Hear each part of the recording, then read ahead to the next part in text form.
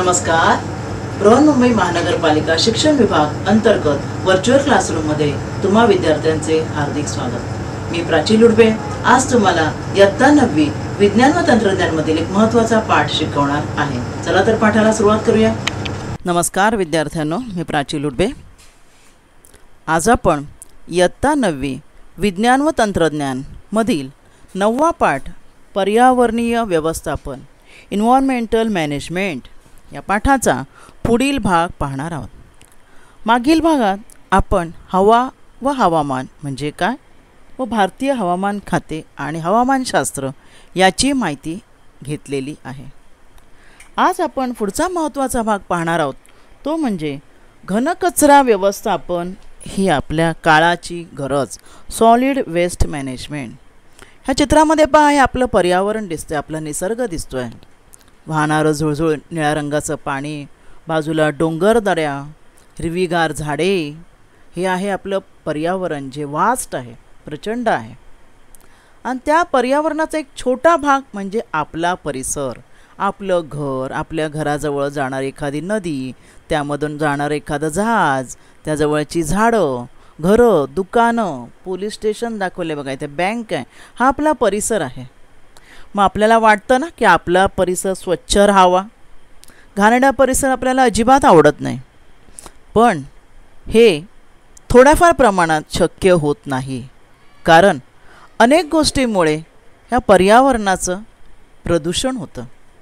प्रदूषण म्हणजे काय, तर हे जे आपलं नैसर्गिक पर्यावरण आहे किंवा आपलं जे परिसर आहे त्यातील परिसंस्थेला म्हणजे सजीवांना हानिकारक असं जेव्हा दूषितीकरण होतं, आपल्या परिसराचं आणि पर्यावरणाचं जेव्हा दूषितीकरण होतं त्याला प्रदूषण असे म्हणतात. दूषितीकरण होते म्हणजे काय, तर या परिसरातले जे घटक आहेत ते दूषित होतात म्हणजे प्रदूषण. मग ज्यांच्यामुळे हे दूषित होतात त्यांना प्रदूषके म्हणतात.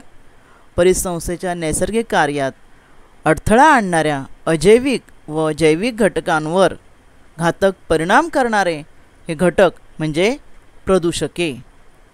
आणि ही प्रदूषके जशी पर्यावरणात तुम्ही सोडत जाणार तसं तसं आपलं पर्यावरण, आपला परिसर विषारी आणि आपल्याला अनारोग्यकारक, आपल्या आरोग्यास धोकादायक बनत जाणार आहे.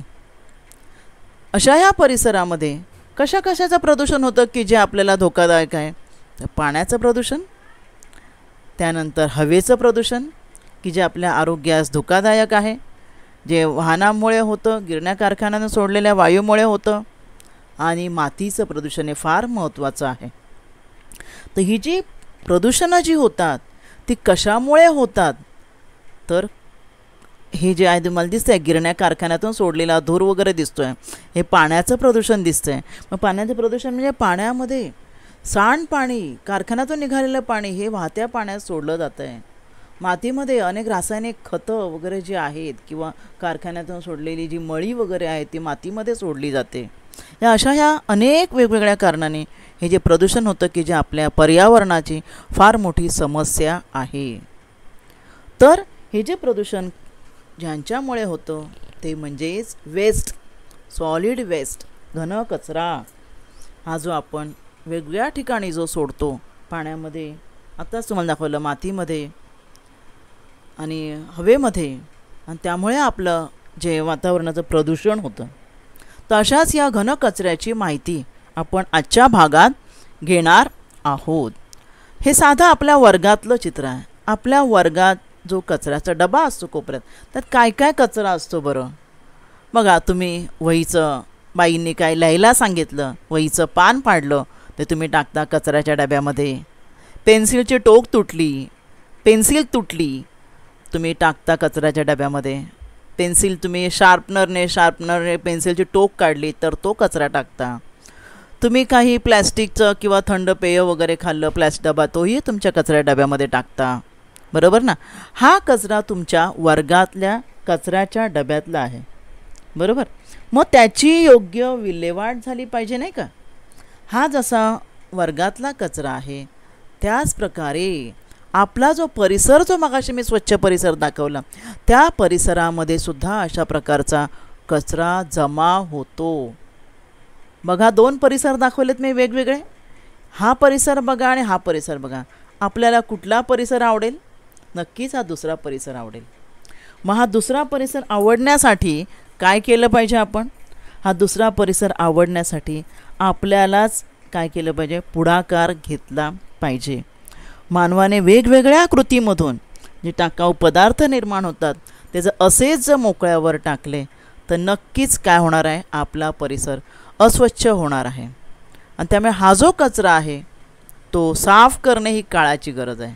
तर ह्या कचऱ्याला घनकचरा म्हणतात. काय घनकचरा म्हणजे? Solid waste. What is the meaning of solid waste? ते माणसाच्या रोजच्या विविध कृतीमधून सर्व आपण काही काम केलं, काय केलं, एखादं आपण वर्तमानपत्र वाचलं, आपण काही खाल्लं, फळं खाल्ली, पालेभाज्या साफ केल्या, या सगळ्या कृतीमधून अनेक टाकाऊ पदार्थ तयार होतात. आणि त्या सर्व टाकाऊ पदार्थांना मिळून घनकचरा असे म्हणतात. आणि जर ह्या घनकचऱ्याची आपण योग्य विल्हेवाट लावली पाहिजे. जर लावली नाही, बघा या चित्रात तुम्हाला दिसतं आहे की घनकचऱ्यामध्ये काय काय वस्तू आहेत. एकच वस्तू नाही आहे. प्लॅस्टिकची घरातली खुर्ची तुटली, दिली टाकून, नाही का. हा डस्टबिन आहे बघा. अजून काय, फॅन आहे तुटला, दिला टाकून. मोबाईल पण जुना झाला आपण देतो टाकून. टी व्ही पण जुना झाला आपण भंगारला देतो. जुना झालेला की एखादं आपलं कचऱ्याचे लोखंडाची खाट आहे, एखादं आपलं कपाट तुटलं आहे पत्र्याचं, हे सगळं जर ह्या वस्तू जमा केल्या तर तो सगळा झाला घनकचरा. आणि त्याची विल्हेवाट लावली नाही तर त्याचा फार परिणाम होईल. आणि जर त्याची योग्य विल्हेवाट लावली तर तेच टाकाऊ पदार्थ आपल्याला ऊर्जा म्हणून उपयोगी पडतात. त्यापासून ऊर्जा निर्माण करता येते. बघा, वेस्ट जे आहे रिकव्हरी केली, जमा केलं तर त्यापासून काय करता येते? फ्युएल म्हणजे इंधन तयार करता येईल. बायोफ्युएल म्हणजे जैव इंधन तयार करता येईल. म्हणजे अशा प्रकारे हा टाकाऊ कचरा जो आहे तो आपल्या ऊर्जेचा एक मौल्यवान स्रोत आहे. काय आहे? ऊर्जेचा मौल्यवान स्रोत आहे. आणि त्याची योग्य विल्हेवाट लावली तर जे मी मगाशी तुम्हाला म्हटलं, हवा, पाणी आणि आपली जमीन यांचं प्रदूषण होतं ते प्रदूषण होणार नाही.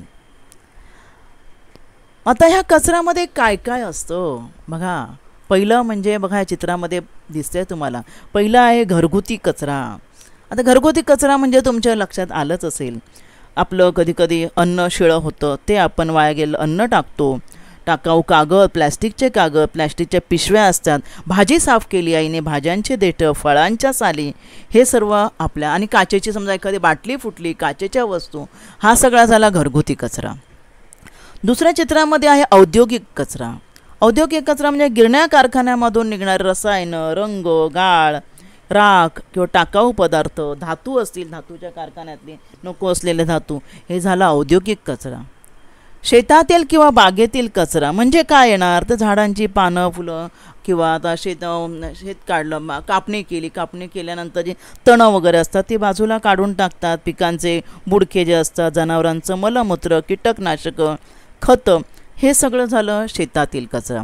खाली बघा इलेक्ट्रॉनिक कचरा. इलेक्ट्रॉनिक कचरा तुम्हाला मगाशीच मी सांगितलं, खराब झालेलं टेलिव्हिजन संच वगैरे आपण दुकानात देतो पण ते शेवटी भंगारमध्येच देतात. मोबाईल फोन, म्युझिक सिस्टम, आपल्या घरातली म्युझिक सिस्टम खराब झाली बघा, या ठिकाणी दिसते चित्रामध्ये तुम्हाला. आपण हा मॉनिटर दिसतोय बघा कॉम्प्युटरचा, तर म्युझिक सिस्टम खराब झाली वगैरे आपण हे देऊन टाकतो. संगणक, त्याचे भाग, हा झाला इलेक्ट्रॉनिक कचरा.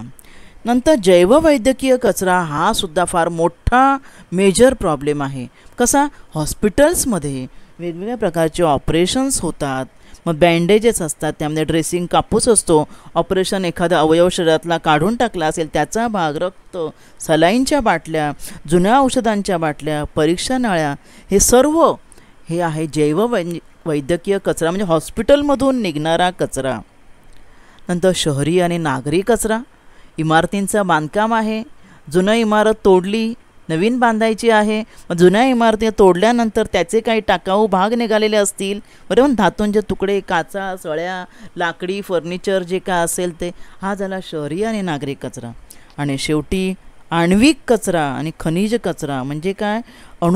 अणुभट्ट्या ज्या ठिकाणी आहेत त्या ठिकाणी संशोधन वगैरे केल्यानंतर त्यातून बाहेर पडणारे किरणोत्सारी पदार्थ किंवा त्यातून बाहेर पडणारं जड पाणी, हा सगळा आहे आण्विक कचरा. म्हणजे एवढे सगळे घन कचऱ्याचे घटक झाले, हा सगळा कचरा आहे.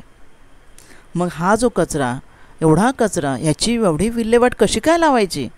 त्यासाठी प्रथम त्याचे 2 गट बघूया कोणते कोणते आहेत ते. टाकाऊ ह्या सर्व पदार्थात 2 गट. त्याचे 2 गट असे की ज्याचं विघटन करता येईल तो एक गट, बायोडिग्रेडेबल वेस्ट, विघटनशील कचरा पहिला गट. यामध्ये काय येतं? आपल्या घरातील कचरा. लक्षात आलं का तुमच्या?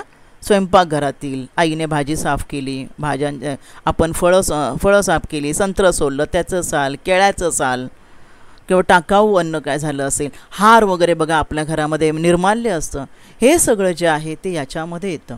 इत्यादींचा समावेश ज्यामध्ये होतो. आता हा कचरा जो सेंद्रिय प्रकारचा आहे म्हणून याला ओला कचरा म्हणतात. काय म्हणतात?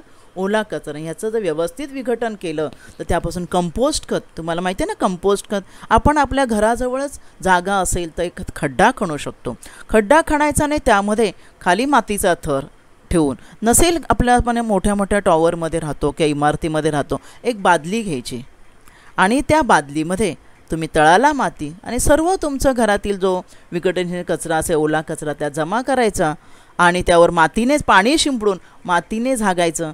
झाकून 15-20 दिवसांनी पहा त्यामध्ये खत तयार होईल आणि त्याला कंपोस्ट खत असे म्हणतात.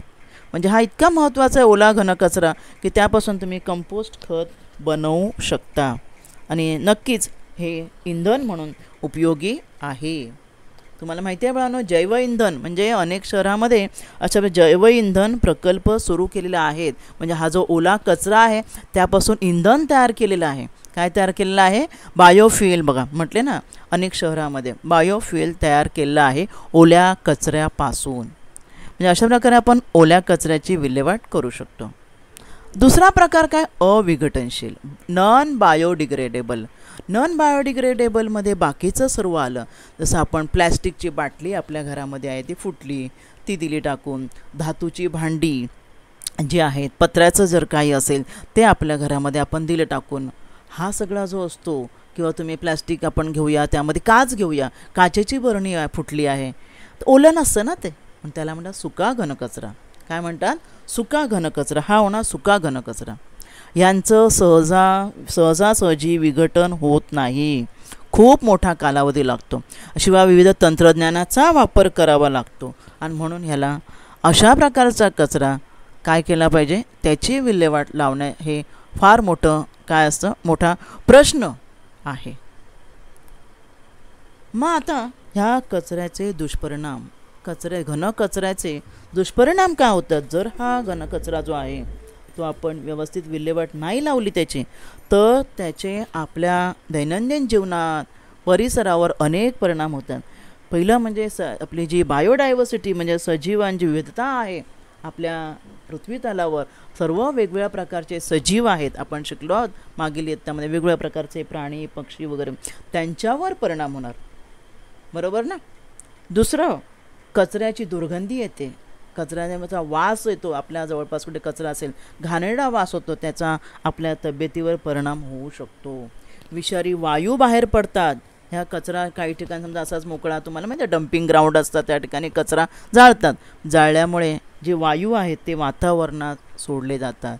नैसर्गिक सौंदर्याचा, परिसराचा, पर्यावरणाचा ऱ्हास होऊ शकतो या घनकचऱ्यामुळे, जर त्याची योग्य विल्हेवाट लावली नाही तर.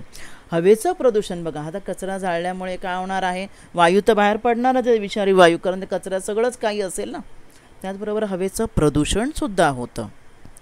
पाणी तर तुम्हाला मगाशी मी सांगितलंच, गिरण्या कारखान्यामधलं जे सांडपाणी आहे किंवा आपल्या घरातलं जे भांडी कपडे वगैरे धुतल्यानंतरचं सांडपाणी जर असंच वाहत्या पाण्यात सोडलं तर साहजिकच पाण्याचं प्रदूषण होणारच आहे. मातीचंही प्रदूषण होतं. आणि हे तर फार महत्त्वाचं आहे, रोगप्रसार. ह्या प्रदूषणामुळे वेगवेगळ्या प्रकारचे आजार होतात. हे जर असं पोल्युटेड जे पाणी आहे, प्रदूषित पाणी आहे, नदीच, गावच्या ठिकाणी नदी आहे, नदीवरचंच पाणी लोक पिण्यासाठी वापरतात, तर पाण्यामुळे कोणते आजार होऊ शकतात बघा. इथे diarrhoea, vomiting, typhoid, diphtheria, kidney damage, nerve disorder, skin diseases, हे सगळे आढळले. वॉमिटिंग, उलट्या, जुलाब, त्वचेचे एखाद्या घाण पाण्यामध्ये जर आपण पाय सोडला तो त्वचेचा आजार आपल्याला होऊ शकतो. किडनीवर आपल्या मूत्रपिंड जे आपण म्हणतो त्याच्यावर परिणाम होऊ शकतो. चेतासंस्थेवर परिणाम होऊ शकतो. हे वॉटर पोल्युशनमुळे होणारे आजार आहेत. हे पहा दुसरे एअर पोल्युशनमुळे होणारे आजार आहेत. जर हवा जर दूषित असेल तर कोणते आजार होऊ शकतात आपल्याला? अस्थमा, कॅन्सर, रेस्पिरेटरी सिस्टम आपली जी श्वसन संस्थेवर परिणाम होऊ शकतो. आपल्याला हार्टचे आजार होऊ शकतात, बरोबर ना. ट्युबरक्युलर, TB म्हणजे हवेतील हे दूषित कण आपल्या नाकावाटे आपल्या शरीरात गेल्यावर कोणकोणते परिणाम होऊ शकतात. हे सगळे घनकचऱ्यामुळे होणारे दुष्परिणाम आहेत. आणि त्यामुळे ह्या घनकचऱ्याचं व्यवस्थापन होणे आवश्यक आहे. कशासाठी? तर पर्यावरणाचं प्रदूषण रोखण्यासाठी, परिसर स्वच्छतेसाठी, ऊर्जा निर्मिती, तसेच खत निर्मिती व त्यातून रोजगार निर्मिती व कामाची संधी उपलब्ध करून देण्यासाठी. कारण ज्या ठिकाणी खतापासून किंवा ह्या सॉलिड वेस्टपासून ऊर्जा निर्मिती करण्यासाठी आपल्याला कारखाने उभारावे लागणार. साहजिकच त्या ठिकाणी लोकांना रोजगार मिळणार, कामाच्या संधी उपलब्ध होणार आहेत. हाही त्यामागचा फार महत्त्वाचा हेतू आहे. घनकचरा प्रक्रियेद्वारा नैसर्गिक संसाधनावरील ताण कमी होणार आहे. आपले जे नैसर्गिक संसाधने आहेत, हवा, माती, पाणी, जमीन, बरोबर ना, तर त्यांच्यावरचा ताण कमी करण्यास काय होणार आहे? घनकचरा प्रक्रिया आपण जर केली तर मदत होणार आहे. आणि शिवाय आरोग्याचं रक्षण होणार आहे. आणि जीवनाची आपल्या गुणवत्ता सुधारण्यासाठी व पर्यावरणाचं संतुलन राखण्यासाठी घनकचऱ्याचं व्यवस्थापन झालं पाहिजे. त्यामुळे घनकचरा व्यवस्थापन ही आपल्या काळाची गरज आहे. हे सुरुवातीलाच मी म्हटलं, हे यासाठीच म्हटलेलं आहे. मग आता कसं करायचं घनकचऱ्याचं व्यवस्थापन? घनकचऱ्याचं व्यवस्थापन करण्यासाठी शास्त्रीय व पर्यावरण स्नेही घनकचरा व्यवस्थापन म्हणजे काय? तर आपलं पर्यावरण दूषित होऊ नये अशा दृष्टीने आपण विचार केला पाहिजे. पहिलं त्या कचऱ्याचं विभाजन केलं पाहिजे, बरोबर ना. वर्गीकरण केलं पाहिजे. जसं मगाशी तुम्हाला म्हटलं, सगळाच कचरा विघटनशील आणि अविघटनशील. विघटनशील म्हणजे ज्याचं विघटन होऊ शकतं, अविघटनशील म्हणजे ज्याचं विघटन व्हायला बराच काळ लागतो. मग त्याचं वर्गीकरण केलं पाहिजे. त्याशिवाय आपण त्याचं व्यवस्थापन करू शकत नाही किंवा त्याची सोप्या भाषेत विल्हेवाट लावू शकत नाही. पहिला टप्पा आहे त्याचं कचऱ्याचं विभाजन आणि वर्गीकरण. आणि विभाजन केल्यानंतर मग काय करायचं? तर जैववैद्यकीय जो कचरा असतो, म्हणजे जो तुम्हाला मी सांगितला हॉस्पिटलमधून निघणारा कचरा जो आहे, तो भट्टीमध्ये उच्च तापमानाला जाळून टाकला पाहिजे. कारण त्यामध्ये ऑपरेशन केलेल्या शरीरातील अवयवांचे अवयव असतात, भाग वगैरे असतात, इंजेक्शन, सुया वगैरे, म्हणजे पेशंटवर वापरलेल्या वस्तू असतात. त्यामध्ये रक्त वगैरे सर्वच गोष्टी आहेत. त्यामुळे ते जर असंच आपण डम्पिंग ग्राउंड मुख्य कचऱ्यामध्ये जर टाकलं तरी परिसर दूषित होण्याची, त्या इतरांना संसर्ग होण्याची भीती असते. आणि त्यामुळे हा जैववैद्यकीय कचरा भट्टीमध्ये उच्च तापमानाला जाळणेच आवश्यक आहे. त्यानंतर काय केलं पाहिजे व्यवस्थापनामध्ये? पायरोलिसिस म्हणजे काय? तर उच्च तापमानाला कचऱ्याचं ज्वलन करून ऊर्जा निर्मिती करणे, जसं बायोगॅस, जैववायूपासून ऊर्जा निर्मिती प्रकल्प, हे जे आहेत ते ह्यामध्ये येतं. बघा या ठिकाणी हा इथे कचरा आहे आणि ह्या कचऱ्याचा उच्च तापमानाला गरम करून वगैरे त्यापासून काय केलं जातं? Bio oil storage. बघा या ठिकाणी फ्युएल म्हणजे इंधन तयार केलं जातं. उदाहरणार्थ बायोगॅस जो आहे तुम्हाला माहीतच आहे. तर अशा प्रकारे या क्रियेला पायरोलिसिस असे म्हणतात. अजून पुढे आपण काही स्टेप्स पाहणार आहोत. शास्त्रीय आणि पर्यावरण स्नेही कचरा व्यवस्थापन ही महत्त्वाची स्टेप आहे. मगाशीच मी तुम्हाला सांगितलं कंपोस्ट खत निर्मिती. आपल्या घरातील जो सगळा ओला कचरा असतो, गार्डनमधला, किचनमधलं जे काय आहे ते का खड्ड्यामध्ये तुम्ही पुरलं तर त्यामध्ये उत्तम तुम्हाला खत निर्माण होईल की जे तुमच्या शेतीकरता, झाडाकरता उपयोगी होईल. त्यानंतर भूमिभरण, सुरक्षित भूमिभरणाची स्थळं, ज्या ठिकाणी जमिनीला भरण घालणे, खड्डे म्हणजे मोठे मोठे खड्डे बुजवणे गरजेचं आहे. त्या ठिकाणी तुम्ही हे जो घनकचरा वापरू शकता. कळलं की नाही? म्हणजे काय करता? लँडफिल म्हणतात त्याला. लँडफिलमध्येच हा सर्व कचरा त्या ठिकाणी आणला जातो. ज्या ठिकाणची जमीन भरायची आहे प्रथम त्याला खाली एक बेस दिला जातो, लक्षात ठेवा. सिमेंटिंगकरण वगैरे करून. कारण का, तो आपण कचरा पुरत आहोत. त्यामुळे त्या ठिकाणी समजा आजूबाजूला पाण्याचा स्रोत असेल तर त्या कचऱ्यातील जी प्रदूषके जी आहेत ती त्या पाण्यामध्ये मिसळून पाणी दूषित होऊ शकतं. म्हणून प्रथम त्या भागाला आधी तळाला त्याचा जो बेस जो आहे तो पक्का करून घेतात आणि नंतर तो कचरा भरून ती जमीन सपाट केली जाते. याला म्हणतात लँडफिल किंवा भूमिभरण. आणि महत्त्वाचं अजून काय, कसं तुम्ही काय करू शकता, गांडूळ खत निर्मिती करू शकता. तुम्हाला माहिती आहे गांडूळाला शेतकऱ्याचा मित्रसुद्धा म्हणतात. कारण गांडूळ जेव्हा आपलं अन्न खातो त्यानंतर टाकाऊ पदार्थ जे टाकतो त्याच्या शरीराच्या पार्श्वभागातून ते उत्तम खत असतं. आणि त्यामुळे आपण ह्या कचऱ्यामध्ये जर गांडूळ सोडले तर त्या कचऱ्यापासून गांडूळ खत अशा प्रकारचं या चित्रात जे दिसतंय ते तयार होऊ शकतं. तर हे जे वेगवेगळे प्रकार मी सांगितले की घनकचऱ्याचं व्यवस्थापन कसं करायचं, हे वेगवेगळे प्रकारे तुम्ही घनकचऱ्याची विल्हेवाट लावू शकता. आता ह्या घनकचरा व्यवस्थापनाची 7 तत्व, काही तत्व आहेत ती आपण पाळली पाहिजेत की ज्यामुळे एकतर कचऱ्याचे व्यवस्थापनाचे प्रकार तर आपण पाहिले पण तो कचरा कमी व्हावा. म्हणून काही मंत्र आहेत, 7 मंत्र आहेत. त्यातला पहिला आणि महत्त्वाचा म्हणजे 3R मंत्र. 3R मंत्र, 3R मंत्र काय आहे तर ते 3R मंत्र आहेत रेड्यूस, रियूज आणि रिसायकल. हे फार महत्त्वाचे आहेत. पहिले रेड्यूस म्हणजे काय, रेड्यूस म्हणजे कमी करणे, साधन संपत्तीचा वापर कमीत कमी करायचा आहे. अनेक जणांमध्ये मिळून एक वस्तू वापरणे, वापरा किंवा फेका प्रकारच्या वस्तू वापरायच्या नाहीत. आणि काय करू शकता तुम्ही, टिश्यू पेपरचा वापर करायचा नाही, स्वतःजवळचा हातरुमाल वापरायचा. या चित्रामध्ये दाखवलं आहे. जेवढं तुम्हाला शक्य येईल तेवढ्या वस्तू कचरा कमी करणे, कचरा कमी करणं म्हणजे तुम्हाला शक्य तेवढ्या वस्तू कमीत कमी वापरायचा प्रयत्न करायचा आहे. त्याला म्हणतात रेड्यूस. कळलं. कॅन्स वगैरे आहेत किंवा ग्लास बॉटल आहे, एकच बॉटल तुम्ही जास्त वेळा तुम्हाला वापरता येईल वापरायचं आहे. कपडेसुद्धा जास्त वेळा कपडे तर आपण वापरतोच परंतु काही आपल्याला हौस असते, मौज असते, जुने कपडे टाकून देतो आपण, तर तसं करायचं. रेड्यूज. रियूज म्हणजे काय, कचऱ्याचा पुनर्वापर.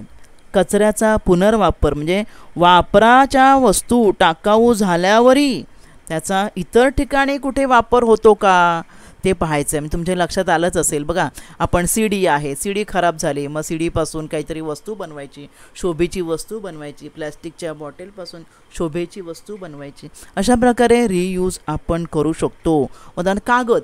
कागद कसा रियूज करायचा तर कागदाची एक बाजू आहे, काही कागद असतात प्रिंट केलेले कागद, झेरॉक्स असतात किंवा तुमचं वर्तमानपत्र आहे किंवा कॅलेंडर आहे, ज्यांची मागची बाजू कोरी असते, ग्रीटिंग कार्ड आहे, गिफ्ट पेपर आहे, तर त्या मागच्या कोऱ्या बाजूवर तुम्ही लिहिण्यासाठी वापर करायचा आहे. म्हणजे पूर्ण त्याचा वापर करून नंतरच तो जाळायचा आहे किंवा तुम्ही तुमच्या कचऱ्यामध्ये टाकू शकता. ह्याला म्हणतात रियूज. कळलं का तुम्हाला रियूज म्हणजे काय ते. त्यानंतर रिसायकल. रिसायकल पुनर्चक्रीकरण. काही वस्तू अशा आहेत तुम्हाला सांगितलं बघा, आपल्या एरियामध्ये कागद गोळा करणारे येतात, कागद गोळा करणारे, कचरा गोळा करणारे भंगारवाले येतात. ते काय करतात, ते फेकत नाहीत. ते काय करतात, ते कागद गोळा करणारे कागदाच्या ज्या ठिकाणी कागद निर्मिती होते त्या ठिकाणी नेऊन दिला जातो.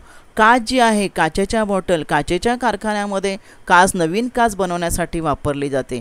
प्लॅस्टिकचा सुद्धा पुनर्वापर केला जातो. आपण जे प्लॅस्टिकसुद्धा आपण विकतो बघा, माहिती आहे ना, भंगारवाले प्लॅस्टिक पण घेतात, तर त्याचा पुनर्वापर केला जातो. म्हणजे काही गोष्टी अशा ज्या आहेत त्यांचा आपण काय करायचं आहे, पुनर्वापर, रिसायकल म्हणजे म्हणजे टाकाऊ पदार्थ पुनर्चक्रीकरण करायचं आहे. म्हणजे करून पुन्हा उपयुक्त पदार्थ त्यापासून करता येतो.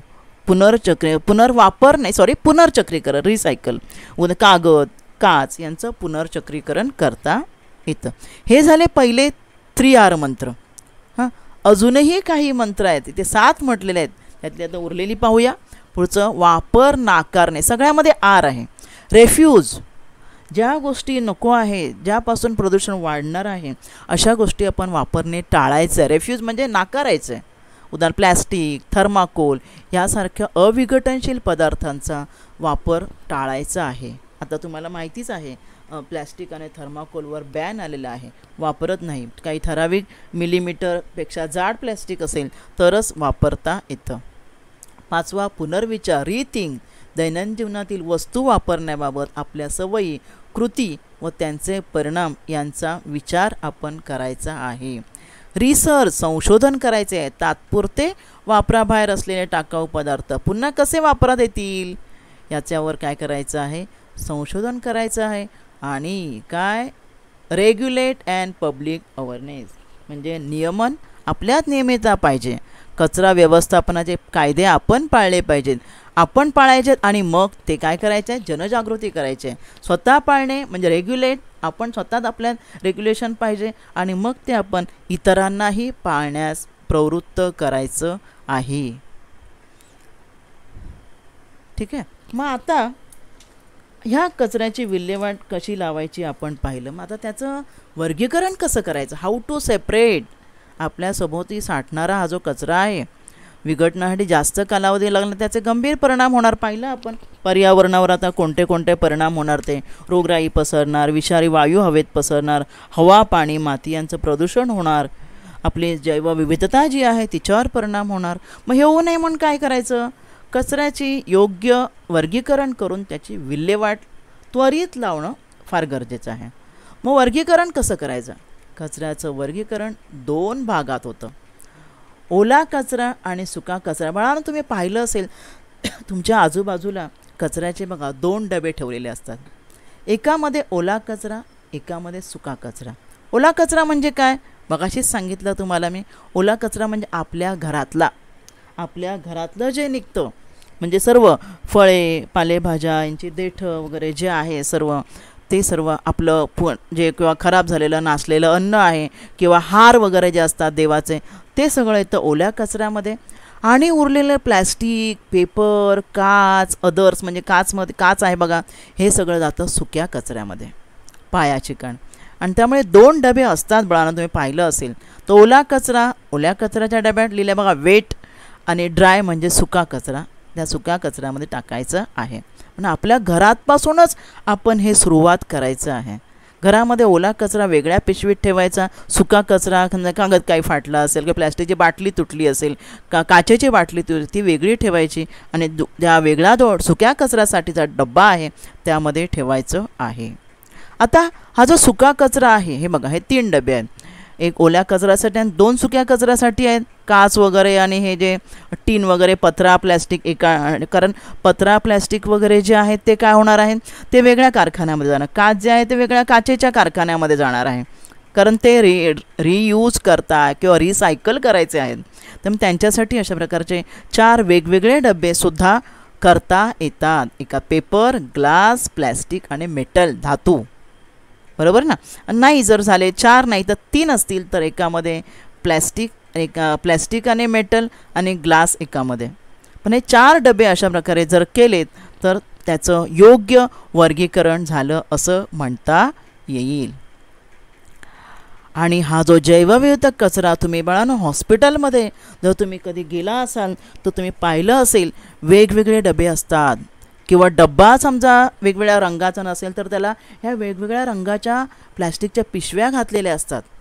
पहा तुम्ही, येलो, रेड, ब्ल्यू, ब्लॅक आणि व्हाईट.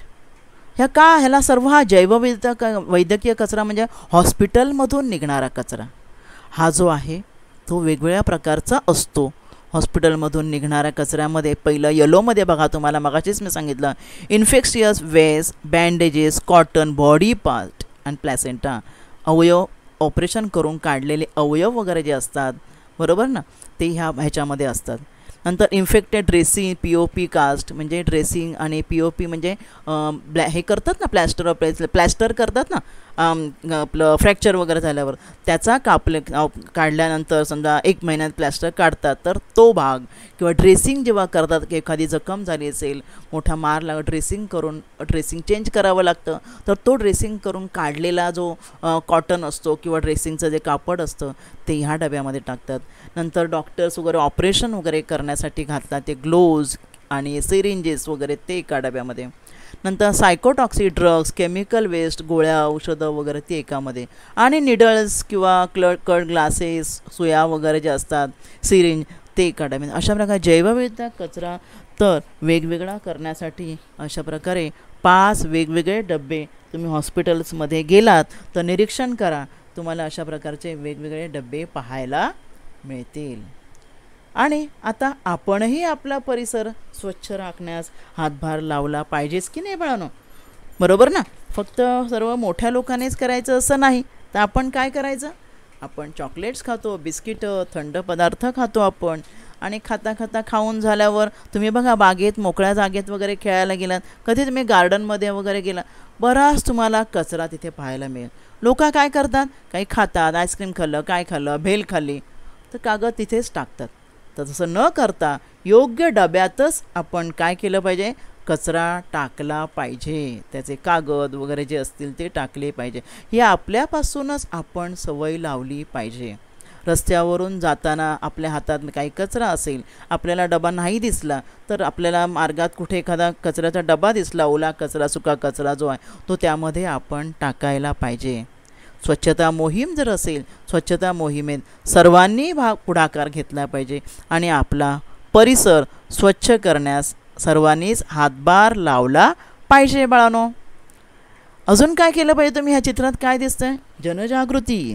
जनजागृती केली पाहिजे. मग अशीच तुम्हाला सांगितलं की आपल्याला माहिती आहे, परंतु इतरांनाही त्याची आपण माहिती दिली पाहिजे, समाजाला माहिती दिली पाहिजे, कुटुंबाला, आपल्या स्वतः कुटुंब, समाज यांना पण प्रोत्साहित केलं पाहिजे, प्रबोधन केलं पाहिजे, त्यांना जनजागृतींना कळलं पाहिजे, त्यांना पण जाणीव करून दिली पाहिजे की कचरा कसा, त्या कचऱ्याचं व्यवस्थापन केलं पाहिजे की जेणेकरून आपला परिसर काय होणार नाही, खराब होणार नाही किंवा प्रदूषित होणार नाही. आणि त्यासाठी अशा प्रकारे चित्रात दाखवल्याप्रमाणे विविध कार्यक्रम राबवले पाहिजेत आणि सुरुवात स्वतःपासूनच केली पाहिजे. मग या चित्रात दिसतं आहे की थंड पेय त्यांनी पिलेलं आहे आणि त्याचे ते बॉक्स आहेत ते कचऱ्याच्या डब्यामध्ये टाकत आहेत.